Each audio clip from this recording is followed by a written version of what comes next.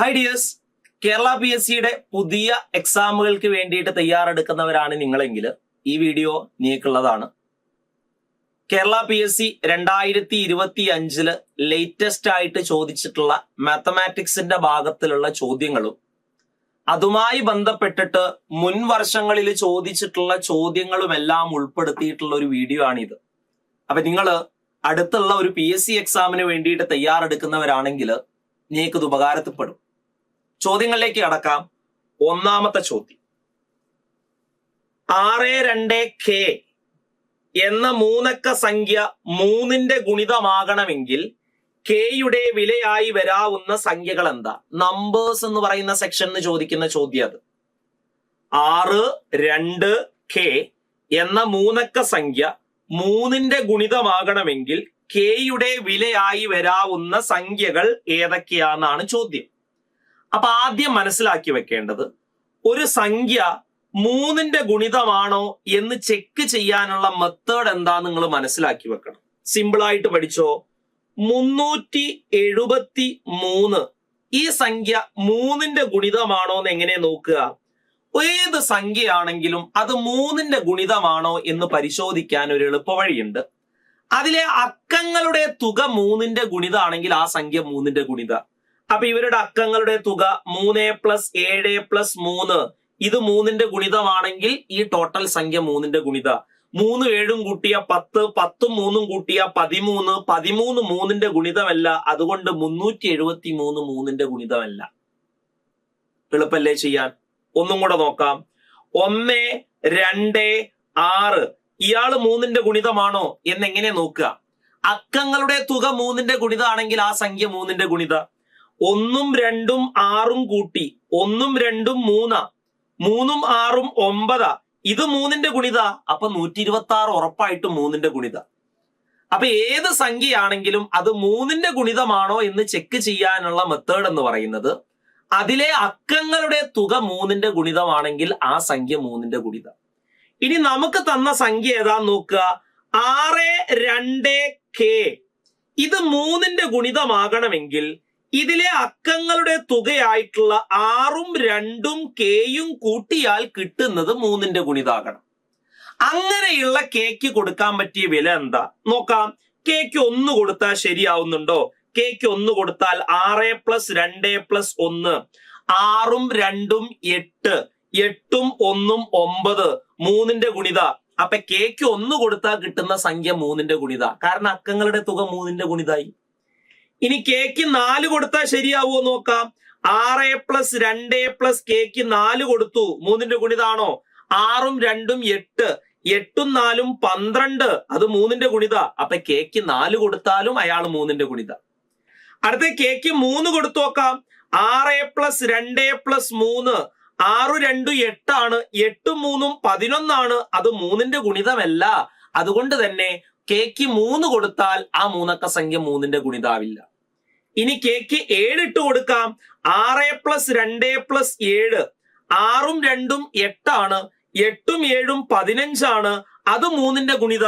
അപ്പൊ Kക്ക് ഏതൊക്കെ സംഖ്യകൾ ഇട്ട് കൊടുത്താൽ അത് 3ന്റെ ഗുണിതാകും? 1 ഇട്ട് കൊടുക്കാം, 4 ഇട്ട് കൊടുക്കാം, 7 ഇട്ട് കൊടുക്കാം. 3 ഇട്ട് കൊടുത്തിട്ട് കാര്യമില്ല, അത് 3ന്റെ ഗുണിതാവില്ല. അപ്പൊ ഏതൊക്കെയാ ഓപ്ഷൻ വരിക? 1ഉം 2ഉം 4ഉം. 1ഉം 2ഉം 4ഉം വരുന്ന ഓപ്ഷൻ ഡി. 1, 2, 4 മാത്രം ശരി. സിമ്പിൾ അല്ലേ? ലേറ്റസ്റ്റ് ആയിട്ട് കണ്ടിട്ടുള്ള ഒരു ചോദ്യം. ഒന്നും കൂടെ കോൺസെപ്റ്റ് മനസ്സിലാക്കി വെക്കുക. ഒരു സംഖ്യ 3ന്റെ ഗുണിതമാകണമെങ്കിൽ ആ സംഖ്യയിലെ അക്കങ്ങളുടെ തുക 3ന്റെ ഗുണിതമായാൽ മതി. അതൊന്ന് ഓർമ്മയിലേക്ക് വെക്കുക. റെഡിയല്ലേ? അടുത്ത ചോദ്യത്തിലേക്ക് പോകാം. ഇതേപോലെ ഒരു ചോദ്യം കൂടെ ചോദിച്ചിട്ടുണ്ട്, മുന്നേ ചോദിച്ചിട്ടുള്ളതാണ്. ജസ്റ്റ് ഒന്ന് നോക്കുക. 5, 3, 2, 4 എന്ന സംഖ്യയിലെ അക്കങ്ങൾ വ്യത്യസ്തവും സംഖ്യ 3ന്റെ ഗുണിതവുമായാൽ എയുടെ സ്ഥാനത്ത് വരുന്ന അക്കം ഏതാ? അപ്പൊ 5, 3, 2, 4 ഈ എയുടെ സ്ഥാനത്ത് താഴെ തന്നിരിക്കുന്ന ഓപ്ഷനിലെ ഏത് അക്ക ഇട്ട് കൊടുത്താലാണ് 3ന്റെ ഗുണിതാവുക? ചെക്ക് ചെയ്ത് നോക്കാം. 3ന്റെ ഗുണിതമാകണമെങ്കിൽ അക്കങ്ങളുടെ തുക 3ന്റെ ഗുണിതാകണം.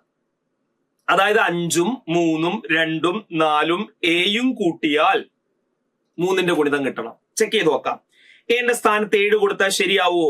5ഉം 3ഉം 8, 8ഉം 2ഉം 10, 10ഉം 4ഉം 14, 5ഉം 3ഉം 8, 8ഉം 2ഉം 10, 10ഉം 4ഉം 14, 14 പ്ലസ് എന്റെ സ്ഥാനത്ത് 7 കൊടുത്തു. ഉത്തരം 14ഉം 7ഉം കൂട്ടിയ 21 3ന്റെ ഗുണിതമാണ്. അപ്പൊ 7 ആയിരിക്കും ഉത്തരം വരിക. ഇനി ബാക്കിയുള്ളതൊക്കെ ഒന്ന് ചെക്ക് ചെയ്ത് നോക്കാം. 14ഉം 8ഉം കൂട്ടി എന്ന് വിചാരിക്കുക. 14ഉം 8ഉം കൂട്ടിയ 22 കിട്ടുക. അത് 3ന്റെ ഗുണിതല്ല. 14ഉം 9ഉം കൂട്ടി എന്ന് വിചാരിക്കുക. 14ഉം 9ഉം കൂട്ടിയ 23 കിട്ടുക. 3ന്റെ ഗുണിതല്ല. 14ഉം 0ഉം കൂട്ടിയ 14 കിട്ടുക. 3ന്റെ ഗുണിതല്ല. അപ്പൊ എക്ക് ഏത് സംഖ്യ ഇട്ട് കൊടുത്താലാ ഇയാൾ 3ന്റെ ഗുണിതമാകുക? 5, 3, 2, 4 എന്നുള്ളടത്ത് 7 ഇട്ട് കൊടുത്താൽ ഇയാൾ 3ന്റെ ഗുണിതമാകും. കാരണം അക്കങ്ങളുടെ തുക 3ന്റെ ഗുണിത. 5ഉം 3ഉം 8, 8ഉം 2ഉം 10, 10ഉം 4ഉം 14, 14ഉം 7ഉം കൂട്ടിയാ കിട്ടുന്നത് 21. അത് 3ന്റെ ഗുണിതമാണ്. അപ്പൊ ഉത്തരം ഓപ്ഷൻ എ. സിമ്പിൾ അല്ലേ? അടുത്ത ചോദ്യം. 2 സംഖ്യകളുടെ തുക 10ഉം ഗുണനഫലം 20ഉമായാൽ അവയുടെ വിൽക്രമങ്ങളുടെ തുക എത്രയാ? ചെയ്തു നോക്കാം. 2 സംഖ്യ എക്സ് എന്നും വൈ എന്നും എടുത്തിട്ടുണ്ട്. അവരുടെ തുക 10 തന്നിട്ടുണ്ട്. എക്സും വൈയും കൂട്ടിയ 10. അവരുടെ ഗുണനഫലം 20 തന്നിട്ടുണ്ട്. എക്സും വൈയും ഗുണിച്ചാൽ 20. നമ്മളോട് കാണാൻ പറഞ്ഞത് അവരുടെ വിൽക്രമങ്ങളുടെ തുകയാ. അതിന് വിൽക്രമം എന്താന്ന് അറിയണം. വിൽക്രമം എന്ന് പറഞ്ഞാൽ ഇംഗ്ലീഷിൽ റെസിപ്രോക്കൽ എന്ന് പറയും. തല തിരിച്ചിടുക, അതിനെയാണ് വിൽക്രമം, റെസിപ്രോക്കൽ എന്ന് പറയാം. തല തിരിച്ചിട്ട് നോക്കാം. എക്സാമ്പിൾ ആയിട്ട് 2/3 എന്ന് പറയുന്ന സംഖ്യയുടെ വിൽക്രമം എന്താ? റെസിപ്രോക്കൽ 3/2. അത് തല തിരിച്ചിടുക, അത്രേ ഉള്ളൂ. 5/2 എന്ന് പറയുന്ന സംഖ്യയുടെ റെസിപ്രോക്കൽ വിൽക്രമം എന്താ? 2/5. അത് തല തിരിച്ചിടുക. അങ്ങനെയാണെങ്കിൽ 7 എന്ന് പറയുന്ന സംഖ്യയുടെ റെസിപ്രോക്കൽ വിൽക്രമം എന്താ? അതിന് തല തിരിച്ചിടാൻ താഴെ ഒന്നുമില്ലല്ലോ. 7നെ 7/1 എന്ന് എഴുതാം. അപ്പൊ റെസിപ്രോക്കൽ വിൽക്രമം എഴുതിക്കൂടെ? 1/7. 5ന്റെ റെസിപ്രോക്കൽ 5ന്റെ വിൽക്രമം ആരാ? 5ന് 5/1 എന്ന് എഴുതാം. അത് 5 തന്നെ. അത് തലതിരിച്ചിടുമ്പോ 1/5. അപ്പൊ 5ന്റെ റെസിപ്രോക്കൽ വിൽക്രമം 1/5. അപ്പൊ 3ന്റെ വിൽക്രമം 1/3. 7ന്റെ വിൽക്രമം 1/7. 9ന്റെ വിൽക്രമം 1/9. 10ന്റെ വിൽക്രമം 1/10. അങ്ങനെയാണെങ്കിൽ എക്സ് എന്ന് പറയുന്ന സംഖ്യയുടെ വിൽക്രമം 1/x, വൈന്റെ വിൽക്രമം 1/y. ഇത് രണ്ടിന്റെയും തുകയാണ് നമ്മളോട് കാണാൻ പറഞ്ഞത്. അപ്പൊ 1/xഉം 1/yയും കൂട്ടണം. എങ്ങനെയാ?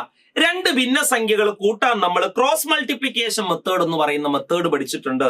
ആദ്യം വലത്തോട്ട് ഗുണിക്കുക, പിന്നെ ഇടത്തോട്ട് ഗുണിക്കുക, പിന്നെ താഴോട്ട് ഗുണിക്കുക. ഗുണിച്ചു നോക്കാം. വലത്തോട്ട് 1 × y, y, പ്ലസ് ഇടത്തോട്ട് 1 × x, ബൈ താഴോട്ട് 1x × y, xy. ഈ y പ്ലസ് എക്സ് എന്ന് എഴുതിയാലും x പ്ലസ് y എന്ന് എഴുതിയാലും സെയിം ആ. അപ്പൊ x plus y divided by xy എന്ന് എഴുതാം. x പ്ലസ് y എന്ന് പറഞ്ഞാൽ 10, xy എന്ന് പറഞ്ഞാൽ 20. 0 വെട്ടിയ ഉത്തരം കിട്ടും 1/2. Answer is option C. എളുപ്പമാണ്. അപ്പൊ ഇങ്ങനെയുള്ള ചോദ്യങ്ങൾ ചെയ്താൽ അത് ചെയ്യാനായിട്ടുള്ള ഒരു എളുപ്പ വഴി ഇങ്ങനെ നിങ്ങൾ ആലോചിച്ച് വെച്ചാൽ മതി.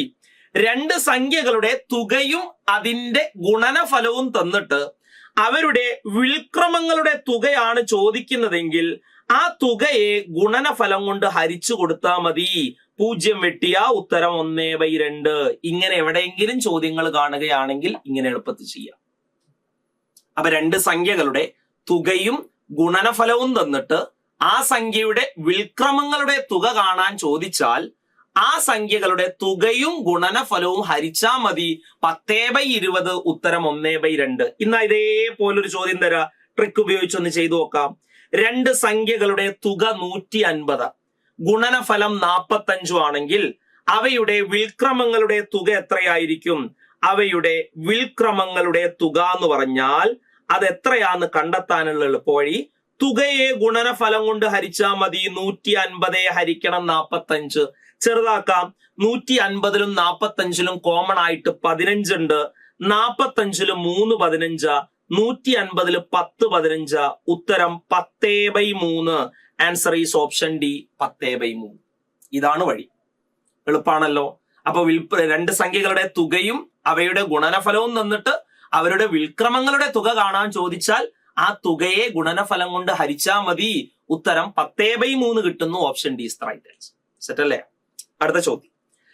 2/5, 3/4, 8/9, 5/7 ഇവയിൽ ഏറ്റവും വലിയ ഭിന്നസംഖ്യ ഏത്? ഭിന്നസംഖ്യകളുടെ വലിപ്പം നോക്കിയിട്ടുള്ള ചോദ്യം. ചെക്ക് ചെയ്യാം. അതിനാദ്യം നിങ്ങൾ രണ്ട് ഭിന്നസംഖ്യകളിൽ വലുത് ഏതാ ചെറുത് ഏതാന്ന് എങ്ങനെ മനസ്സിലാക്കാം എന്നുള്ള കാര്യം ആദ്യം പഠിക്കണം. എക്സാമ്പിൾ, 2/3 എന്ന് പറയുന്ന ഒരു ഭിന്നസംഖ്യയും തന്നു, 3/4 എന്ന് പറയുന്ന ഒരു ഭിന്നസംഖ്യയും തന്നിട്ട് ചോദിച്ചു ഇതിൽ വലുതാരാ ചെറുതാരാ? എടാ, രണ്ട് ഭിന്നസംഖ്യകളിൽ വലുതാരാ ചെറുതാരാ നോക്കാൻ ക്രോസ് മൾട്ടിപ്ലിക്കേഷൻ മെത്തേഡാ യൂസ് ചെയ്യുക. പറഞ്ഞുതരാം. ആദ്യം വലത്തോട്ട് ഗുണിക്കുക. 2 × 4 8, അത് ഇതിന്റെ താഴെ എഴുതി വെക്കുക. അടുത്ത 3 × 3 9, അത് ഇതിന്റെ താഴെ എഴുതി വെക്കുക. ഇതിലേതാ വലുത്? 9. അപ്പൊ 9-ന് നേരെയുള്ള 3/4 ആണ് വലുത് വരിക. 8-ന് നേരെയുള്ള 2/3 ആണ് ചെറുത് വരിക. ഇതാണ് രണ്ട് ഭിന്നസംഖ്യകളിൽ ചെറുതും വലുതും കണ്ടെത്താനുള്ള മെത്തേഡ്. ഒന്നും കൂടെ എങ്ങനെയാ ചെയ്തത്? ആദ്യം വലത്തോട്ട് 2 × 4 8, അത് ഇതിന്റെ താഴെ എഴുതി വെക്കുക. അടുത്ത 3 × 3 9, അത് ഇതിന്റെ താഴെ എഴുതി വെക്കുക. ഇതിൽ വലുതാരാ? 9-ന് നേരെയുള്ള 3/4 ആണ് വലുത്. അപ്പൊ വലിയ ഭിന്നസംഖ്യ 3/4 ആണ്, ചെറിയ ഭിന്നസംഖ്യ 2/3 ആണ്. ഇതാണ് നമ്മുടെ പരിപാടി. അപ്പൊ ഈ ഐഡിയ യൂസ് ചെയ്തിട്ടാണ് നമ്മൾ ഈ ചോദ്യം ചെയ്യുന്നത്. 2-3 മെത്തേഡുകൾ ഉണ്ട് ചെയ്യാൻ. ആദ്യം ഒരു മെത്തേഡ് ചെയ്യാൻ ശ്രദ്ധിച്ചു. സിമ്പിൾ ആണ്. ആദ്യം 2/5, 3/4 ഇവയിൽ വലിയ ഭിന്നസംഖ്യ നോക്കണം. ആദ്യം 2 എടുക്കുക. 2/5ഉം 3/4. ഇതിൽ വലുത് ആരാന്ന് നോക്കുക. Cross multiplication method. വലത്തോട്ട് 2 4 8, 5 3 15. നമുക്ക് വേണ്ടത് വലുതല്ലേ? 15-ന് നേരെയുള്ള 3/4 ആണ് വലുത്.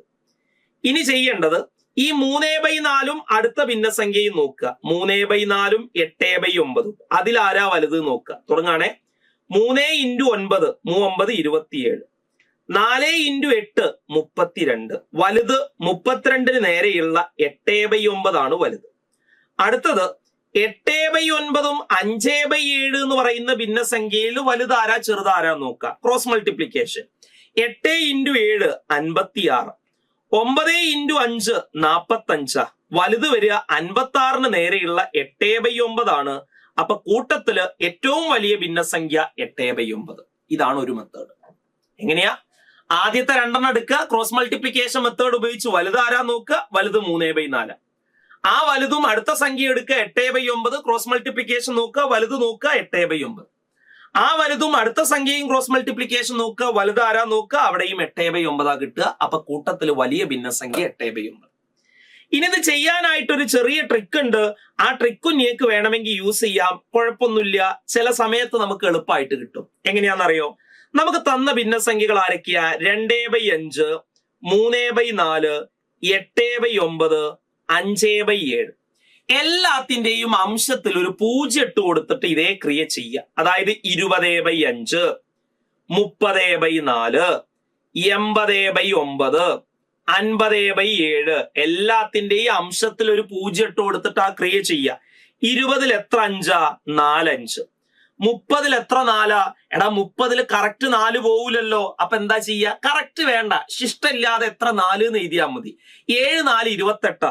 അപ്പൊ 30-ൽ പോകുന്നത് 7 4. അപ്പൊ ശിഷ്ടം ബാക്കി 2 ഉണ്ടാവൂലേ? അത് എഴുതണ്ട, ശിഷ്ടം ഇല്ലാതെ എഴുതി വെക്കുക. 30-ൽ എത്ര 4? 7 4. 80-ൽ എത്ര 9 ആണുള്ളത്? 80-ൽ എത്ര 9? 8 9 ആണ്. 8 9 എത്രയാ? 72. അപ്പൊ ഇവിടെ 8 എന്ന് കിട്ടും. 50-ൽ എത്ര 7? 7 7 49. ബാക്കി 1 ശിഷ്ടം ഉണ്ടാവും, അത് വേണ്ട. 50-ൽ എത്ര 7? 7 7 എഴുതിയാൽ മതി. ഇനി ഈ കൂട്ടത്തിൽ ഏറ്റവും വലിയ സംഖ്യ വന്നത് ആരാ? 8. 8-ന് നേരെയുള്ള 8/9 ആയിരിക്കും വലിയ ഭിന്നസംഖ്യ. ഇതാണ് ഐഡിയ. അപ്പൊ ഇതൊരു ട്രിക്കാണ്. ഒന്ന് ആലോചിക്കുക. എന്താ ചെയ്യുക?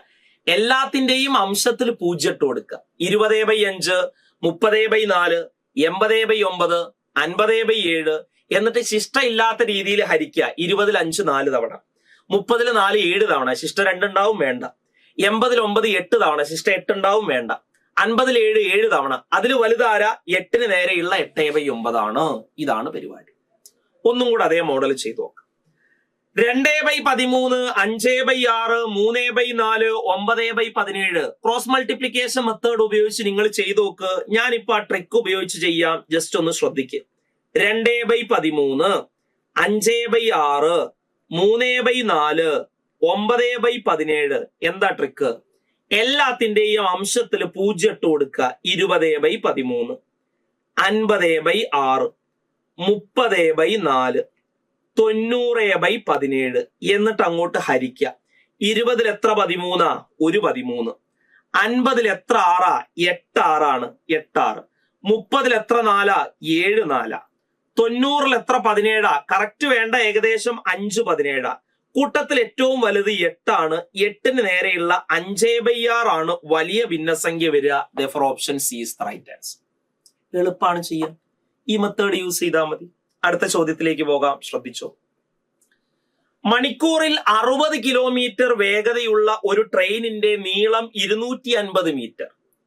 ഇതൊരു ഇലക്ട്രിക് പോസ്റ്റ് മറികടക്കാൻ എടുക്കുന്ന സമയം എത്രയാ? ഇത് ടൈം, സ്പീഡ്, ഡിസ്റ്റൻസ് ഇതുമായി ബന്ധപ്പെട്ടിട്ടുള്ള ചോദ്യങ്ങളാണ്. അപ്പൊ ഈ ടൈം, ഡിസ്റ്റൻസ്, സ്പീഡിന്റെ ഇക്വേഷൻസ് നിങ്ങൾക്ക് ഓർമ്മ വേണം. അത് അങ്ങോട്ടും ഇങ്ങോട്ടും പല ആളുകൾക്കും തെറ്റാറുണ്ട്. അത് തെറ്റാതെ ഓർത്തു വെക്കാനായിട്ട് DST ട്രയാങ്കിൾ എന്ന് പറയുന്ന ഒരു ട്രയാങ്കിൾ പഠിച്ചു വെച്ചാൽ മതി.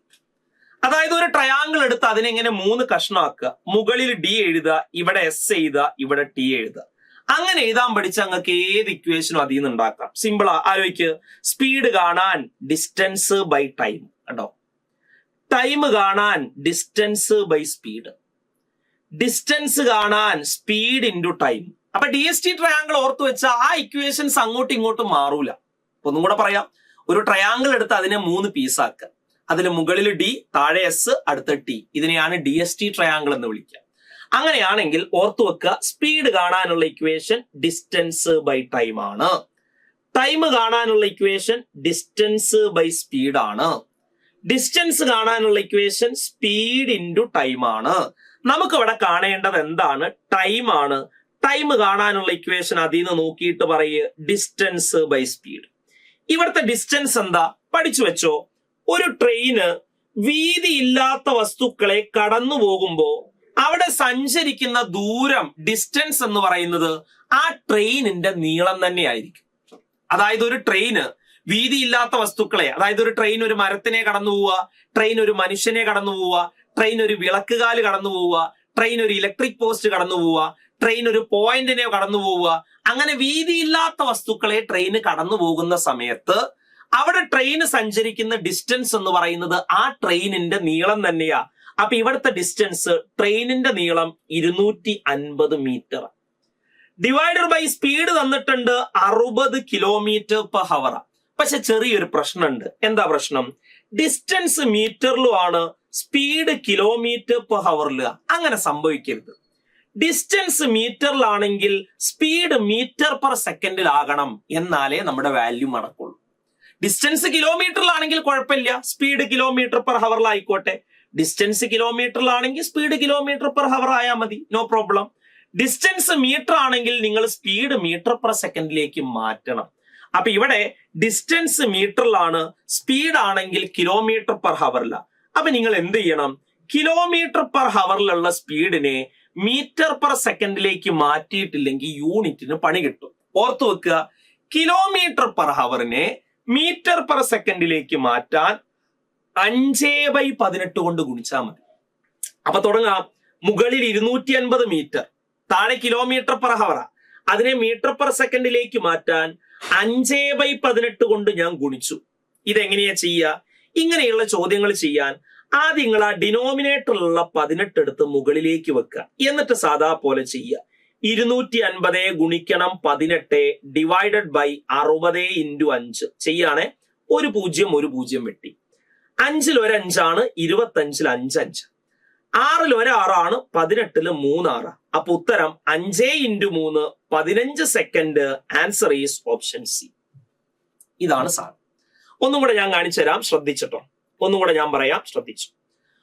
മണിക്കൂറിൽ 60 കിലോമീറ്റർ വേഗതയിൽ ഓടുന്ന ഒരു ട്രെയിനിന്റെ നീളം 250 മീറ്റർ ആണെങ്കിൽ അതൊരു ഇലക്ട്രിക് പോസ്റ്റ് മറികടക്കാൻ എടുക്കുന്ന സമയം എന്താണ്? ആലോചിച്ചോ. നമുക്ക് കാണേണ്ടത് ടൈമാ. ടൈം കാണാനുള്ള ഇക്വേഷൻ ഡിസ്റ്റൻസ് ബൈ സ്പീഡാ. ഡിസ്റ്റൻസ് എന്താ? പഠിച്ചു വെച്ചോ. ഒരു ട്രെയിന് വീതിയില്ലാത്ത വസ്തുക്കളെ കടന്നു പോകുമ്പോൾ സഞ്ചരിക്കുന്ന ദൂരം, ഡിസ്റ്റൻസ് ട്രെയിനിന്റെ നീളം. അതായത് ട്രെയിൻ ഒരു മരത്തിനെ, അല്ലെങ്കിൽ ഒരു മനുഷ്യനെ, അല്ലെങ്കിൽ ഒരു പോയിന്റിനെ, ഒരു വിളക്കുകാലിനെ, ഒരു ഇലക്ട്രിക് പോസ്റ്റിനെ, ഇങ്ങനെ വീതിയില്ലാത്ത വസ്തുക്കളെ ഒരു ട്രെയിന് കടന്നു പോകുമ്പോൾ അവിടെ ട്രെയിന് സഞ്ചരിക്കുന്ന ദൂരം, ഡിസ്റ്റൻസ് എന്ന് പറയുന്നത് ട്രെയിനിന്റെ നീളം തന്നെ ആയിരിക്കും. അപ്പൊ ഇവിടുത്തെ ഡിസ്റ്റൻസ് എന്ന് പറയുന്നത് 250 മീറ്റർ. ബൈ സ്പീഡ് എന്ന് പറയുന്നത് 60 km/h. അവിടെ ചെറിയൊരു പ്രശ്നം വന്നു. ഇവിടെ മീറ്ററിലാണ്, ഇവിടെ km/h. അത് പാടില്ല. മീറ്ററിലാണ് ഡിസ്റ്റൻസ് എങ്കിൽ സ്പീഡ് മീറ്റർ/സെക്കൻഡിലായിരിക്കണം. അപ്പൊ ഈ km/h നമുക്ക് മീറ്റർ/സെക്കൻഡിലേക്ക് മാറ്റണം. km/h മീറ്റർ/സെക്കൻഡിലേക്ക് മാറ്റാൻ 5/18 കൊണ്ട് ഗുണിച്ചാൽ മതി. അപ്പൊ 60 × 5/18 ചെയ്യുക. ഇത് ഗുണിക്കാൻ ഒരു എളുപ്പവഴിയുണ്ട്. താഴെയുള്ള 18 മുകളിലേക്ക് ഇട്ട് സാധാ പോലെ ചെയ്താൽ മതി. 250 ഗുണിക്കണം 18 ഹരിക്കണം 60 × 5. ഇനി വെട്ടിക്കളിക്കാം. ഒരു 0 പോയി. 5 ൽ 1 5, 25 ൽ 5 5. 6 ൽ 1 6, 18 ൽ 3 6. ഉത്തരം 5 × 3 15 സെക്കൻഡ്. Answer is options. ഇതേപോലെ ഒരു ചോദ്യം കൂടെ ചെയ്താൽ നിങ്ങൾക്ക് അത് ക്ലിയർ ആവും. ഒന്നും കൂടെ മുമ്പ് ചോദിച്ചതാ. 125 മീറ്റർ നീളമുള്ള ട്രെയിന് മണിക്കൂറിൽ 30 കിലോമീറ്റർ സഞ്ചരിക്കുന്നു. അത് പ്ലാറ്റ്ഫോമിലെ ഒരു വിളക്ക് മരം എപ്പോൾ കടക്കും? തുടങ്ങാം. നമുക്ക് ഇവിടെ കാണേണ്ടത് ടൈമാണ്. ടൈം കാണാൻ ഡിസ്റ്റൻസ് ബൈ സ്പീഡാണ്. ഒരു ട്രെയിന് വീതിയില്ലാത്ത ഒരു വിളക്കുകാലിനെ കടന്നു പോകുമ്പോൾ സഞ്ചരിക്കുന്ന ഡിസ്റ്റൻസ്, ദൂരം, ട്രെയിനിന്റെ നീളം തന്നെയാണ് 125 മീറ്റർ. ബൈ സ്പീഡ് എന്ന് പറഞ്ഞാൽ 30 km/h ആണ്. പക്ഷെ പ്രശ്നമുണ്ട്. ഡിസ്റ്റൻസ് മീറ്ററിലാണെങ്കിൽ സ്പീഡ് മീറ്റർ/സെക്കൻഡിലായിരിക്കണം. km/h മീറ്റർ/സെക്കൻഡിലേക്ക് മാറ്റാൻ അതിനെ 5/18 കൊണ്ട് ഗുണിച്ചാൽ മതി. അപ്പൊ ഈ 18 മുകളിലേക്ക് കയറ്റി വെച്ച് സാധാ പോലെ ചെയ്താൽ നിങ്ങൾക്ക് ഉത്തരം കിട്ടും. എങ്ങനെയാ? 125 ഗുണിക്കണം 18 ഹരിക്കണം 30 × 5. ഇനി പരസ്പരം അങ്ങോട്ടും ഇങ്ങോട്ടും വെട്ടിക്കളിച്ചാൽ മതി. തുടങ്ങാം. എങ്ങനെയാ ചെറുതാക്കാൻ പറ്റുക? മാക്സിമം നോക്ക്. 5 ൽ 1 5, 125 25 5, 18 ൽ 3 6, 30 5 6, 5 ൽ 1 5, 25 5 5. അപ്പൊ ഇനി മുകളിൽ ബാക്കിയുള്ളത് 5 × 3 15. ഇവിടെയും ഉത്തരം കിട്ടുക 15 second. Option C is the right answer. സിമ്പിളാ ചെയ്യാം. ബുദ്ധിമുട്ടൊന്നും തന്നെ ഇല്ല, ചെയ്യാൻ എളുപ്പ. അതാണ് അതിന്റെ ഐഡിയ. അടുത്തയിലേക്ക് പോകാം. അടുത്ത ചോദ്യം ദശാംശ രൂപത്തിൽ എഴുതുക. 1 + 9/100 + 3/1000. എടാ, ഡെസിമലിലേക്ക് മാറ്റാനുള്ള എളുപ്പവഴി എന്താ? സിമ്പിളാ, പഠിച്ചു വെച്ചോ. ഏത് സംഖ്യ തന്നാലും ഡെസിമലിലേക്ക് മാറ്റാൻ താഴെ 10, 100, 1000 ഒക്കെ ആണെങ്കിൽ ഡെസിമലിലേക്ക് മാറ്റാൻ നല്ല എളുപ്പമാണ്. 51/10, 51/100, 51/1000 താഴെ 10, 100, 1000 ഒക്കെ ആണെങ്കിൽ ഡെസിമൽ ദശാംശ രൂപത്തിലേക്ക് എഴുതാൻ എളുപ്പമാണ്. ഡിനോമിനേറ്റർ 10, 100, 1000, 10000 ഇങ്ങനെ 10ന്റെ കൃതികളാണെങ്കിൽ ദശാംശ രൂപത്തിലേക്ക് എഴുതാൻ നല്ല എളുപ്പമാണ്. എങ്ങനെയാ? താഴെ എത്ര 0 ഉണ്ടോ അത്രയും സ്ഥാനം പോയിന്റ് മുകളിൽ ഇട്ട് കൊടുത്താൽ മതി. അതായത് 51 അതുപോലെ എഴുതുക. താഴെ എത്ര 0? 1 0. അപ്പൊ വലത്തുനിന്ന് ഒരു സ്ഥാനം കഴിഞ്ഞ് പോയിന്റ് ഇടുക. ഉത്തരം 5.1.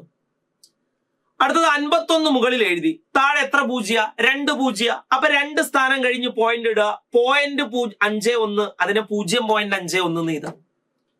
അടുത്തത് 51 മുകളിൽ എഴുതി. താഴെ 3 0. അപ്പൊ 3 സ്ഥാനം കഴിഞ്ഞ് പോയിന്റ് ഇടണം. ഇവിടെ 2 സ്ഥാനേ ഉള്ളൂ. അപ്പൊ ഒരു 0 എക്സ്ട്രാ ഇട്ട് കൊടുത്ത് പോയിന്റ് ഇടുക. ഉത്തരം 0.051. ഇങ്ങനെയാണ് ദശാംശ രൂപത്തിലേക്ക് എഴുതുന്ന മെത്തേഡ്. അത് ഉപയോഗിക്കാം. ശ്രദ്ധിച്ചോ. 1 എഴുതി പ്ലസ് 9/100 എങ്ങനെ എഴുതുക? 9 എഴുതുക. താഴെ എത്ര 0? 2 0. അപ്പൊ 2 സ്ഥാനം കഴിഞ്ഞ് പോയിന്റ് ഇടണം. ഇവിടെ ഒരു സ്ഥാനേ ഉള്ളൂ. അപ്പൊ ഒരു 0 ഇട്ട് കൊടുക്കുക. എന്നിട്ട് പോയിന്റ് ഇടുക. ഉത്തരം 0.09. പ്ലസ് 3/1000 എങ്ങനെ ചെയ്യുക? 3 എഴുതുക. താഴെ 3 0. അപ്പൊ 3 സ്ഥാനം കഴിഞ്ഞ് പോയിന്റ് ഇടണം. ഇവിടെ ഒരു സ്ഥാനേ ഉള്ളൂ. അപ്പൊ 2 0 എക്സ്ട്രാ ഇട്ട് കൊടുക്കുക. എന്നിട്ട് പോയിന്റ് ഇടുക. 0.003. ഇതെല്ലാം കൂടെ കൂട്ടിയാ ഉത്തരായി. കൂട്ടി നോക്കാം. 1 + 0.09 + 0.003 എല്ലാം കൂടെ കൂട്ടുകയാണെ 3 9 0.1.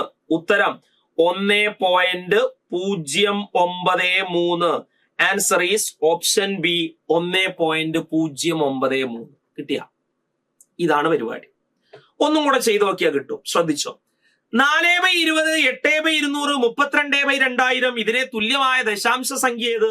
അപ്പൊ പലരും ചിന്തിക്കും താഴെ 10, 100, 1000, 10000 ഒന്നല്ലല്ലോ, അപ്പൊ ഇതേപോലെ ചെയ്യാൻ പറ്റുമോ? പറ്റൂല. അപ്പൊ അതേപോലെ ആക്കിയാൽ മതി. ഇതിനെല്ലാത്തിനും ഒന്ന് ചെറുതാക്കാം. രണ്ടിലും കോമൺ ആയിട്ട് 2 ഇല്ലേ? 4 2 2, 20 10 2. അടുത്ത് 8 4 2, 200 100 2. അടുത്ത് 32 16 2, 2000 1000 2. ഇപ്പൊ അതിനെ മാറ്റി എഴുതുമ്പോ എന്താ കിട്ടുക? 2/10 പ്ലസ് 4/100 പ്ലസ് 16/1000 എന്ന് കിട്ടിയില്ലേ? ഇത് ചെയ്യാൻ എളുപ്പ വഴിയില്ലേ? 2/10 എങ്ങനെ കാണുക? 2 എഴുതുക, താഴെ 1 0, അപ്പൊ ഒരു സ്ഥാനം കഴിഞ്ഞ് പോയിന്റ് ഇടുക, ഉത്തരം 0.2. പ്ലസ് 4 എഴുതുക, താഴെ 2 0, അപ്പൊ 2 സ്ഥാനം കഴിഞ്ഞ് പോയിന്റ് ഇടുക, 0.04. 16 എഴുതുക, താഴെ 3 0, അപ്പൊ 3 സ്ഥാനം കഴിഞ്ഞ് പോയിന്റ് ഇടുക, ഉത്തരം 0.016.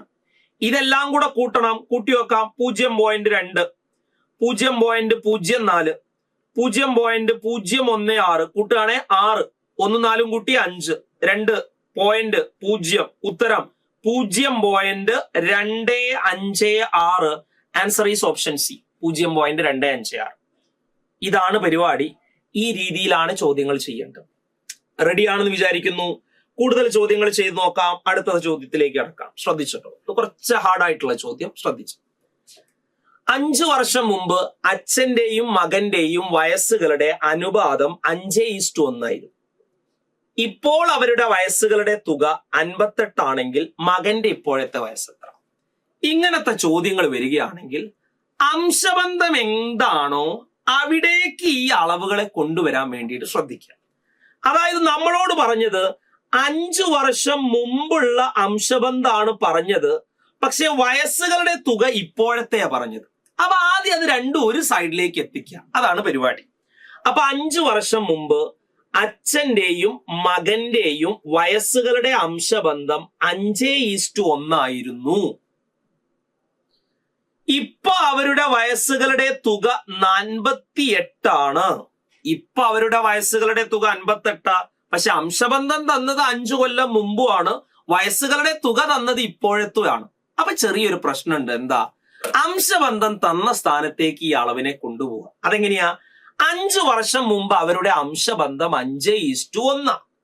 ഇപ്പൊ വയസ്സുകളുടെ തുക 58 ആണെങ്കിൽ 5 കൊല്ലം മുമ്പെയുള്ള വയസ്സുകളുടെ തുക എത്രയായിരിക്കും?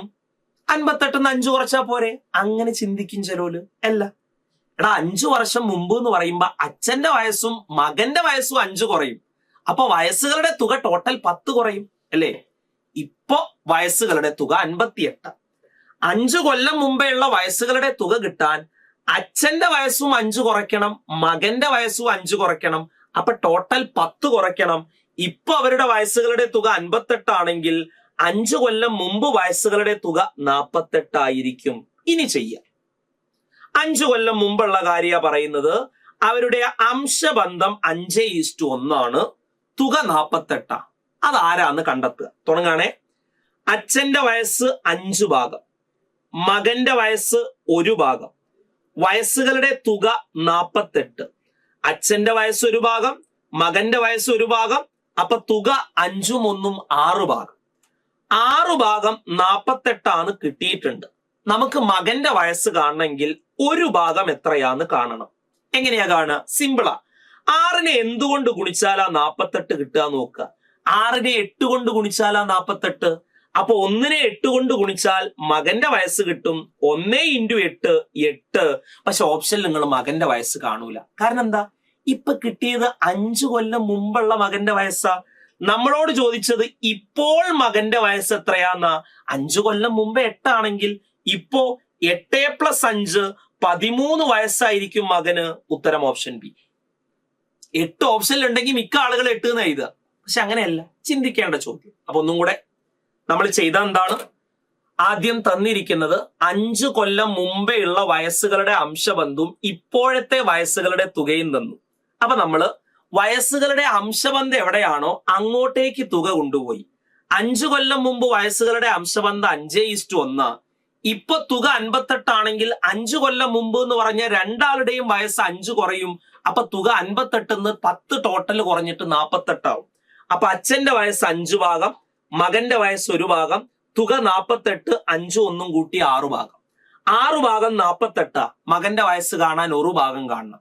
6 48 ആകാൻ എന്തുകൊണ്ട് ഗുണിച്ചു നോക്കുക? 8 കൊണ്ട് ഗുണിച്ചു 48. അപ്പൊ 1നെ 8 കൊണ്ട് ഗുണിച്ച മകന്റെ 5 കൊല്ലം മുമ്പേ ഉള്ള വയസ്സ് കിട്ടി 8. അപ്പൊ ഇപ്പോഴത്തെ വയസ്സ് 8 + 5 13. ഇതാണ് ഐഡിയ. ഇതേ മോഡൽ ഒന്നും കൂടെ.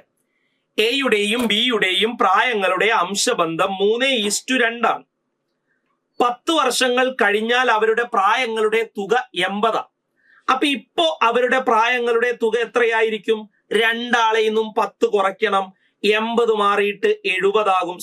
10 വർഷം കഴിഞ്ഞു എന്ന് പറയുമ്പോ രണ്ടാളെയിൽ നിന്നും 10 കുറയ്ക്കണം. അപ്പൊ 80 ടോട്ടൽ 20 കുറച്ചിട്ട് 60 കിട്ടും. ഒന്നും കൂടെ.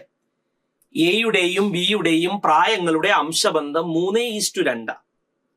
10 വർഷങ്ങൾ കഴിഞ്ഞാൽ അവരുടെ പ്രായങ്ങളുടെ തുക 80 ആകും. ആ തുക ഈ അംശബന്ധത്തിന്റെ അടുത്തേക്ക് കൊണ്ടുവരിക. അതായത് 10 വർഷം പിറകിലേക്ക് പോകണം. എന്താ?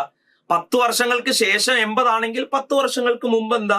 രണ്ടാളുടെ വയസ്സും 10 കുറയും. അപ്പൊ ടോട്ടൽ 80 20 കുറയും. തുക 60 ആകും.